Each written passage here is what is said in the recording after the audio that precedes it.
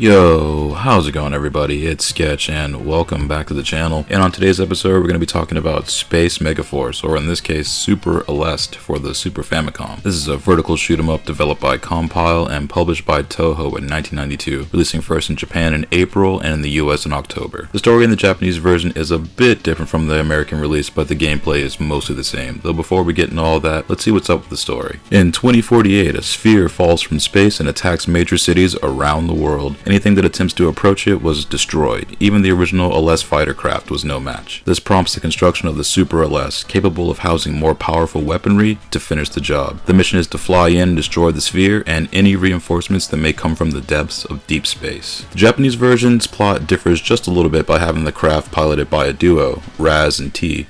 T has extraterrestrial powers that can be used to harness the sphere's energy, though the end goal is the same between both regions: destroy the sphere. Gameplay wise, this is a 2D vertical shoot 'em up, and this is an awesome example of what a really good shoot 'em up on the Super Nintendo looks like. There's even quite a bit of Mode 7 feature here throughout, and it's done really well. You get the option of 8 weapons to pick up and collect chips to power up your weapons further. Green chips will level weapons up instantly, and each weapon has its own set of abilities. There's also a screen clearing bomb that also does heavy damage to boss crafts. Your ship's health is actually bound to what level your weapon is at, and once you're maxed out you can take 2 hits, but lose all your levels and then you're smoked. There's a checkpoint system that's pretty fair, allowing you to instantly respawn once you get to the enemy encounter, though if you die before that you have to start roughly halfway through the stage. There's 12 stages total, and it gets pretty challenging on the back end starting around stage 5, where the difficulty actually kicks up quite a bit. Control here is actually really tight, and maneuvering through the enemy front feels really good here. Plus, once you're fully powered up and have the max options, you become quite a force to be reckoned with, so to speak. Graphics wise, this one's quite the looker here too, with nice detailed sprites, large bosses, and the level designs are off the chain. The use of Mode 7 here also extends to the gameplay with a lot of really tight scaling effects with enemies and the playfield itself. In Stage 2 actually has you ascending and descending over an enemy space fortress, and it looks pretty sick still even today. Slowdown here is minimal, and the game holds steady frame rates pretty much the whole way through, even with a lot of things on screen. Not saying there's like no slowdown at all, but considering other shoot 'em ups on the system, this is one of the best performance wise. Enemies and environmental hazards also use the Mode 7 scaling effect here, and it looks dope. There is some fire level and enemy design here, and the palettes are bright and vibrant. The later levels really push things visually to the point where it can be slightly disorienting with how much is going on screen at times, but overall it still looks good doing it. Sound wise, again, this game is pretty tight, and the tunes, while not all amazing, are overall pretty dang good. There's a few tunes here that are really catchy and mostly cater to the action happening on screen, with some tunes being a bit more morose at times and other ones being a bit more upbeat. And much like the Thunder Force games, there's a lot of voice synth here when grabbing power-ups and weapon upgrades. Sound effects here are also all super crunchy and have a good bit of bass to them. The explosions sound awesome in this game especially. This game is beyond solid in the audio department and will probably have some tunes stuck in your head long after you're done playing. There's a couple of regional differences here too, some major and some minor. Firstly being the length of the ending in Super Aleste. The Japanese ending is much longer than that of the US and PAL versions and goes into more depth as to where the enemy invasion came from